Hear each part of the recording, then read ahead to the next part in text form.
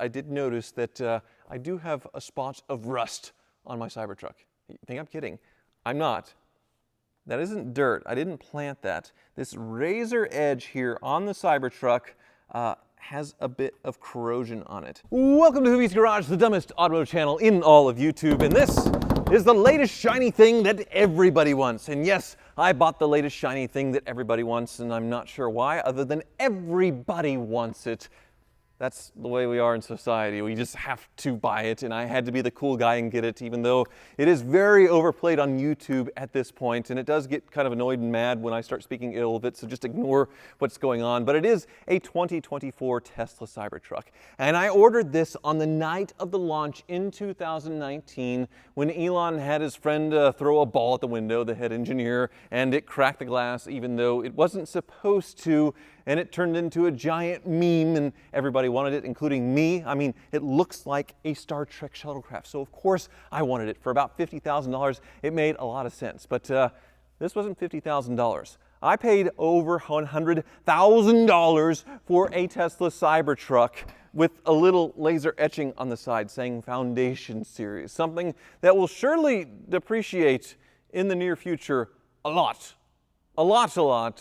and I do feel kind of dumb buying it, and I'm sorry, I know I'm making you mad right now, but there are a lot of things that I like about this Cybertruck, and I am really happy that I have it, but at the same time, I do feel really stupid. So today I'm going to talk about this conflicting thing going on in my head with my latest purchase, some issues I've already had with it, including the enormous process of waiting for it, and then finally being able to order it, and then the process of picking it up was just totally insane.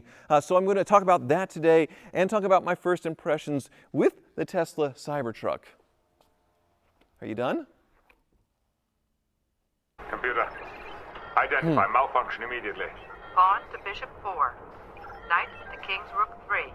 Queen's knight to king 2. Controls are not responding, sir. Queen to bishop 3. So this really dumb truck I finally was invited to configure on December 29th, 2023. At the end of the year, I was finally able to order this Tesla, this really stupid, silly thing, and I waited. This isn't a Cyber Beast, this is a Foundation Series, and I waited as they made deliveries all over California, all over Texas, but it seemed like everybody in the Midwest or pretty much anywhere else was left out in the cold for months, and it got very frustrating. If I was in Texas, obviously they build these in Texas, so it makes sense that they would deliver the closest ones first, but also California, I guess they get some kind of credit to buy them there, so a lot of them were going to California as well. So I waited, and then finally I got a VIN number on April 10th, I believe, which usually meant within a week or so you were going to get a Cybertruck. You're going to get your truck, except, well, I'm not that lucky because there was the massive pedal recall. The decorative cover on the pedals is glued on, and well, when they slip off, it could catch in the trim and cause full throttle acceleration on this stupid thing. And you know it's true. You absolutely know that's true. So there was a stop sale on all Cybertrucks while they figured out how to fix the thing. And the fix is actually very silly. But in the meantime, my truck sat and it waited for me to pick it up, for them to fix it. That is a very long story. I'll tell you about it later. It actually sat forever for them to figure out how to fix it, then to fix it, and then to deal with the backlog of a few weeks of Cybertruck deliveries. And at the same time, Elon cut 10% of the staff throughout Tesla because of slow sales. So by the time I got up to pick up this stupid thing, I had to wait a very long time, but thankfully got it in before the end of the month because I had already applied for financing once. I put down like the minimum amount of money and then financed the rest. So like $5 or $6 grand down, financing over $100,000. The payment's $1,600 a month for 7-8 years, something like that. So to buy this. So I'm sitting and waiting for it. Finally, I get the invitation to go up after badgering them in messaging that I was reaching the end of the month where I would have had to reapply for financing for a third time because the first time it went 60 days, didn't get the truck, I had to reapply. They had to pull my credit again. So they were gonna have to pull my credit a third time, which obviously you don't want that many credit pulls to see if I could still qualify to buy this thing. Thankfully, my badgering got me somewhere in the line to where I was able to pick it up. But when I got up to the Tesla Center, which looked like it was a converted Walmart or Target or something like that, the Cybertrucks were everywhere. Probably 40, 50 Cybertrucks that were delivered, waiting on the fix and waiting on delivery. Obviously, there's a long line and people can't wait to get their car, and well, they're just all sitting there. But not only that, the lot is full of all other kinds of Teslas that haven't sold, things that you can buy right there, right now, like a normal car dealership, because sales are slowing down on other Tesla models. They're lowering prices to sort of match it, but still the cars are piled up. They're also throttling back production. But the pileup right now is definitely real, and there was no room to park anywhere on that Tesla lot, and it was a big lot. But the other issue was the lack of employees at the delivery center. I believe there were 2 people making deliveries, and we were piled up in a waiting room. I had an appointment at 11:30, and I didn't get my truck until almost 1 o'clock. I'm sorry, Dave. I'm afraid I can't do that. There were 3 people in line in front of me getting Cybertrucks and 2 others just taking delivery of normal cars. They were about 30, 45 minutes behind. There were 2 people only, 2 employees doing deliveries.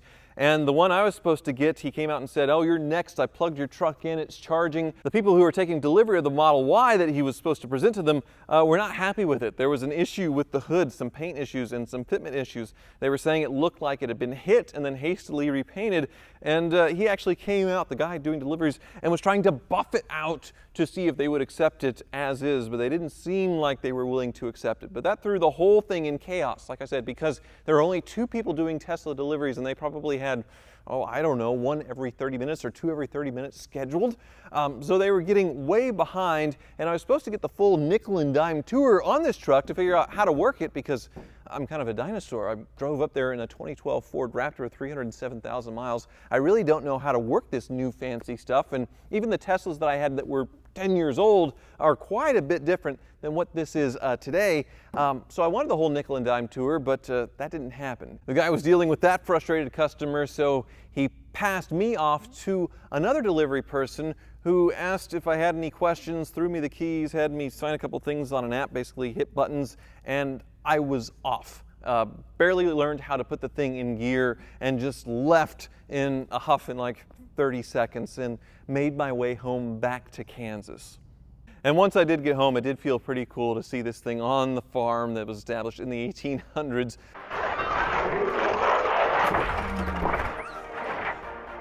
My name is Optimus Prime from the planet Cybertron. What looks like something from 100 years into the future in that setting, it was really, really neat to see. And the drive home, I did fall in love with this truck quite a bit. I started to figure everything out. The frustration of the delivery process was behind me.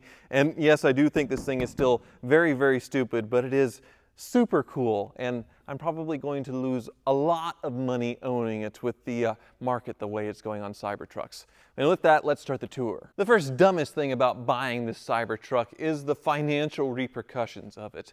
You're paying an extra 20 grand to get one of the very first Foundation series with that laser etching there on the front fender and all the options, and eventually, when they run out of customers to pay all that extra money for a Foundation series, they will continue with the cheaper model, 20 grand less. But eventually, at some point, they're going to do a rear-wheel drive model for around 50 grand. And even though Elon said the original Model S would never depreciate, well, that certainly happened, and you can buy first-year, second-year Model S's now with issues for well under $10,000. So depreciation is going to be a real thing with this truck. And considering this is probably the 1 millionth YouTube video to be made on the Cybertruck, I'm not sure if it's really smart for content either, but I bought it thinking, well, if I just keep it for a little while and don't like it, I can flip it for a massive amount, because initially they were selling for way over MSRP. The very first public sale, or I guess it was at a dealer auction, was $244,500, and then they were just under $200, and then they kept dropping to about $150, which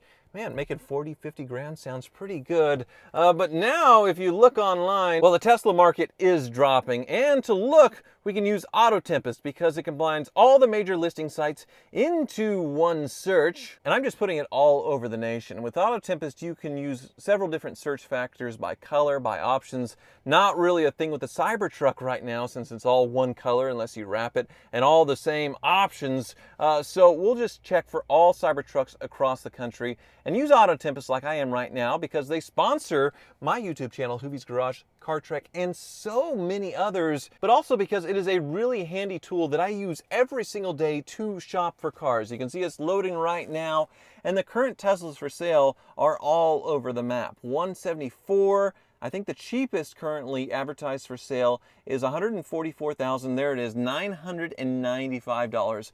And you can see, I can scroll through all the major listing sites, and there's a lot of people selling their cars still with that delusional price, like $219,000. That will never, ever happen again. And recent auction results, which I saw on Auto Tempest before the auctions ended, are as low as $125,000 now. So that is the new bottom, which with taxes, with everything, you know, interest, paying the loan, basically I could get out for what I have into it, basically own it for a month or two and then sell it for no loss. But I'm not going to do that because I do really like this thing. But also, I do really like Auto Tempest. So use Auto Tempest. It is linked below. I use it every single day to search for cars. And if you know somebody that is shopping for a car, tell them to look on Auto Tempest first because it makes the search process so easy. Combining all the major listing sites into one search lets you specialize, especially if you're looking for something weird in particular, say a color, spec, a weird model. Auto Tempest is the place to go to cast a very wide net. Auto Tempest, all the cars, one search. But you can see, pretty cool, the infotainment screen that I can browse through, and there is no lag with this like the original Tesla Model S that I had. It is lightning quick and wonderful. But other than the screen, that's it. The Foundation gets the special white interior, the white piping in the seats, big ultra view roof, which I imagine all of them will get, and a massive, massive windshield, which leads me to issue number one. You see this kind of film goo fog down there? The truck was delivered to me like this, pretty dirty, and cleaning that windshield, it's so far out that I think it's going to be kind of a bear. Same with washing it. I drove it 200 miles home, had to stop to charge twice because I went fast. My fault on that, but at 80, 85 miles an hour, the range is probably not even 200 miles on this thing, and that's how fast I was going. But cleaning out bugs was quite a thing right here. Bugs seem to get trapped in between the stainless steel and the light bar, and you can see it's kind of just stuck in there. I'll have to dig it out with a Q-tip or something like that. It's just catching and attracting bugs, and they're going into this pit of nowhere, but actually wiping it off is pretty easy. And the windshield wiper is just the biggest, most ridiculous thing I have ever seen. But when I was looking at it, I did notice that I do have a spot of rust on my Cybertruck. You think I'm kidding? I'm not. That isn't dirt. I didn't plant that. This razor edge here on the Cybertruck has a bit of corrosion on it. And this is sort of an uneven, sort of rough surface.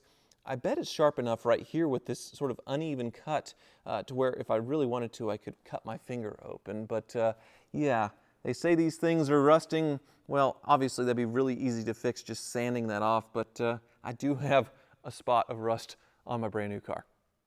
And then, of course, there's the incompleteness of the Cybertruck. They started delivering them with the wheel caps that go onto the tires, hence the grooves here, and they were actually cutting into the tires, so they just took them off and left them off to continue deliveries. There's a fix coming at some point. But in the meantime, you have no wheel cap, nothing to really cover up this ugliness. They just sent it this way. Same with the software. You don't have full self-driving yet. I guess they haven't figured that out because when I set the cruise control, it would maintain speed and slow down for the cars in front of me, but no steering itself, no autopilot, at least that I could figure out on this thing. And there were a few weird moments, like when I was going 80 miles an hour on the interstate, coming up on a big hill, and it thought the hill was an object or a vehicle or something, and panic braked on me. And April was right behind me in the Raptor. Thank goodness she was paying attention and had to slam on her brakes as well. So that was pretty annoying. A well-documented issue. And of course, there is the famous fix for the pedal right there. A single rivet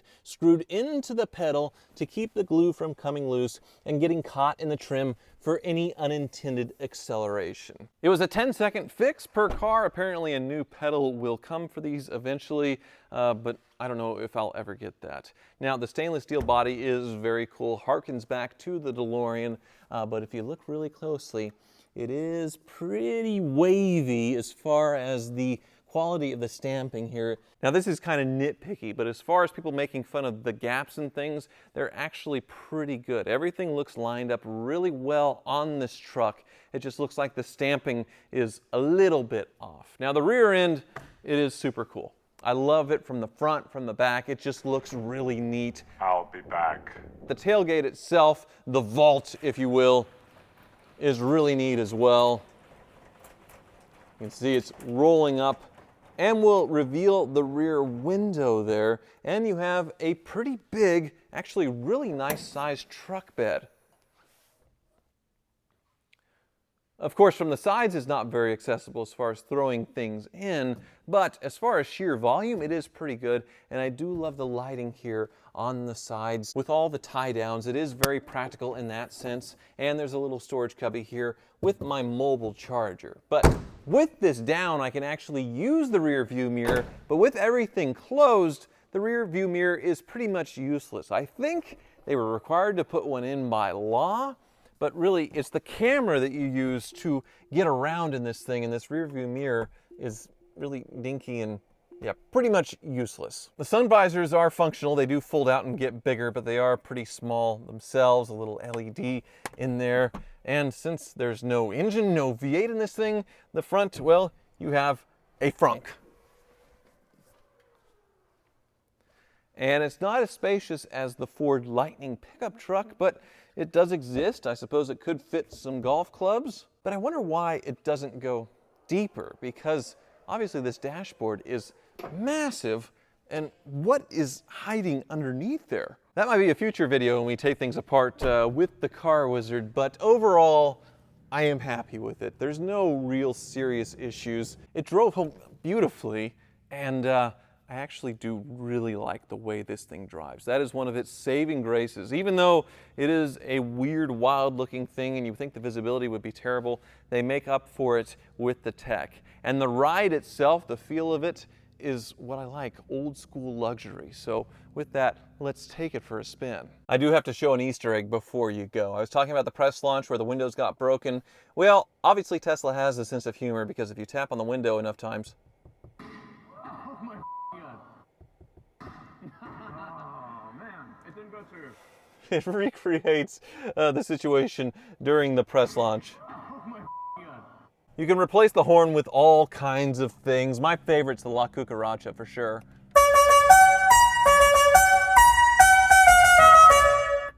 But this one's probably a lot more Tesla, you know. There might be a term someday, cyberdouche. I may be one of the first, yeah. But it even has the parking mode where you want to set the mood right and have some romance. This actually starts glowing red and putting out a little bit of heat for ambiance. And then if you want some mood music, you just tap it one time. Can't play the copyright music, unfortunately, but now you can hear the fireplace crackle. Hopefully that never happens for real with all the electronics in this thing. And learning everything on the fly wasn't that hard. Obviously, a very intuitive system, very nice there. So it didn't take long for me to start driving this thing and feel like I got a Cybertruck instead of getting cyber effed. Yes, because the driving experience of this thing is very, very nice. It is super nimble with that four-wheel steering.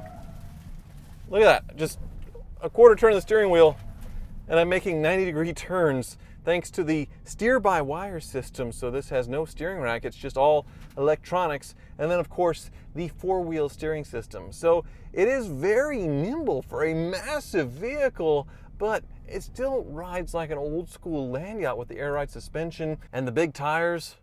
And there's the Cybertruck's cousin in my way. But then you get it out on the road and you floor it. 600 horsepower, which, you know, the Cyber Beast with a tri-motor is much faster, but I don't see why you would need it. And you also get diminished range with the tri-motor. So I think this is the one to have. Also for off-roadness, you can lock up the differentials and do more of that fun stuff, something you can't do with the Cyber Beast. But man, with the sun coming down, oh, there we go. And the newest Tesla that I've experienced in between this was the Model 3 when it first came out, and there was definitely a leap forward in tech that was already cutting edge back then, but still the standard good stuff, the regen braking. So I'm not hitting the brakes right now, but it is slowing down dramatically to capture that battery. So it is a one-foot driving experience to come up to a light once you sort of learn how it's going to stop, which is pretty nice. The steering's so nimble that when you go back to normal cars, you feel weird, and then the acceleration, just instant and amazing. So overall, was this a stupid purchase? I would say yes, the dumbest purchase I have made in a very, very long time. And I bought a lot of turds recently, but as far as the ownership prospects of this for 1 to 2 years, the depreciation hit that will be massive, especially as production starts to ramp up. It is ramping up a lot now. They've made 3,000 or 4,000 in the first 4 months, and they'll probably be that a week here in the coming few months. So deliveries will be up. This will no longer be a novelty that people will get excited, go crazy about when they see it, because they will be commonplace. And well, it is kind of stupid looking. I still think it's really, really cool, but I definitely get why people think this looks so stupid. A Rivian makes a lot more sense when it comes to price range and practicality and all that stuff. The Ford Lightning, somewhat, but I don't think the tech is quite there yet when it comes to that versus the Rivian and the Tesla. It would be nice for it to have autopilot that works and hubcaps, and not pay $100,000 to be a beta tester for one of these. But yeah, this is the dumbest automotive channel in all of YouTube. So we'll see what happens with my Cybertruck experience, but I do have a lot of plans in store for this thing to have some fun. Thank you so much for watching. I can't believe it's finally here. You're mine. I just cut it a little bit too close walking around the corner of this Cybertruck. I swear this was an accident. It got me. It's just going by like that.